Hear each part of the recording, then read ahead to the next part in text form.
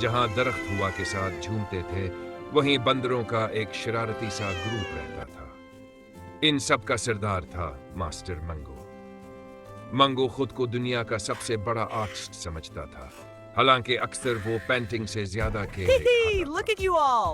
This banana is yummy. एक Share दिन some with Mangu me? ने सब Okay, बंदरों को catch. जमा किया और बोला, Look at you all. आज मैं ऐसी This पेंटिंग banana बनाऊंगा is जो yummy. हिंसेगी भी। Share some with me? ये सुनकर Okay, सब catch. बंदर हंस पड़े। चंपो बोला, पिछली बार आपने यही कहा था, तस्वीर उल्टी बन गई थी।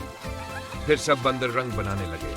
किसी ने फल कुचले, किसी ने पत्ते तोड़े, और चंपू तो अपनी दम से ही पेंटिंग करने लगा। मंगू ने एक बड़ा सा पत्ता लिया और पेंटिंग शुरू की।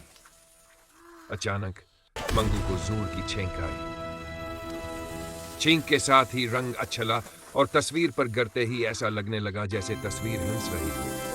सब बंदर जोर जोर से हंसने लगे। चंपू बोला, अरे ये तो आप जैसी लग रही है जब आप केला देखते हैं। थोड़ी ही देर में जंगल के दूसरे जानवर भी आ गए। हाथी, हरन, खरगोश, तूता, सब हैरान थे। फिर शेर आया, लेकिन ये कोई डरावना शेर नहीं था। ये तो तस्वीर देखकर खुद ही हंसने लगा। शेर बोला, अगर ये तस्वीर हंस सकती है तो मैं भी हंस सकता हूं।